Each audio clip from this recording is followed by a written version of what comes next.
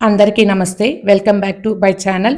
ఈ వీడియోలో మీకు ఒక evening snack recipe tasty and crispy అలసంద వడలు. వీటిని బొబ్బర్ల వడలు అని కూడా అంటారు. మేము దీన్నైతే అలసంద వడలు అంటాము. మీరేమంటారో కమెంట్ సెక్షన్‌లో షేర్ చేయండి. ఈ వడలు ఆయిల్ పీల్చకుండా క్రిస్పీగా అండ్ టేస్టీగా ఎలా చేయాలో ఈ వీడియోలో ఈజీ వేలో చూపిస్తాను. ఈ వడల కోసం మనం ముందుగా పచ్చి అలసంద కాయలు తీసుకొని ఇలా పప్పునంతా ఒలిచి బాగా వాష్ చేసుకొని పెట్టుకోవాలి.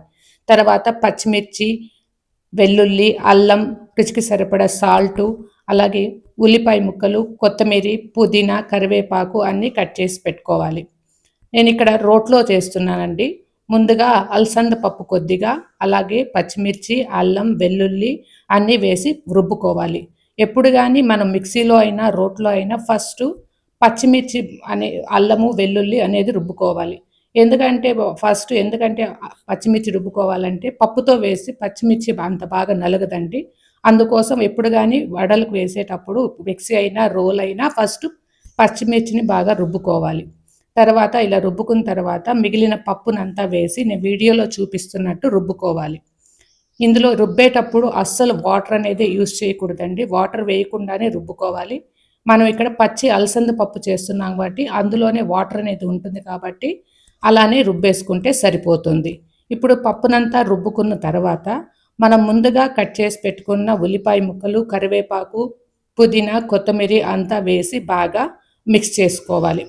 ఇలా మిక్స్ చేస్తున్నప్పుడే ఆ ఉల్లిపాయల్లో ఉండే వాటర్ అనేది కూడా రిలీజ్ అయ్యి బాగా మెత్తగా వస్తుంది. కాబట్టి వాటర్ అనేది ఏమీ వేయకుండానే రుబ్బుకోవాలి. ఇక్కడ నేను ప్యూర్ గ్రౌండ్నట్ ఆయిల్ యూజ్ చేస్తున్నానండి. మీకు ఏ ఆయిల్ కావాలంటే అది యూజ్ చేసుకోవచ్చు. ఇక్కడ వీడియోలో చూపిస్తున్నట్టు మనం ముందుగా రుబ్బుకున్న పిండిని కొద్ది కొద్దిగా తీసుకొని ఒక కవర్ పైన వాటర్ అనేది కొద్దిగా అప్లై చేసి వడల్లాగా ఒత్తుకొని ఇలా ఆయిల్లో వేసుకోవాలి. ఈ వడలన్నీ బాగా రెండు వైపులా గోల్డెన్ బ్రౌన్ వచ్చేంత వరకు బాగా క్రిస్పీగా వేయించుకోవాలి. అప్పుడే టేస్ట్ అనేది చాలా బాగుంటుంది. ఇలా వడలంతా బాగా రెండు వైపులా వేపిన తర్వాత తీసి పక్కన పెట్టుకోవాలి.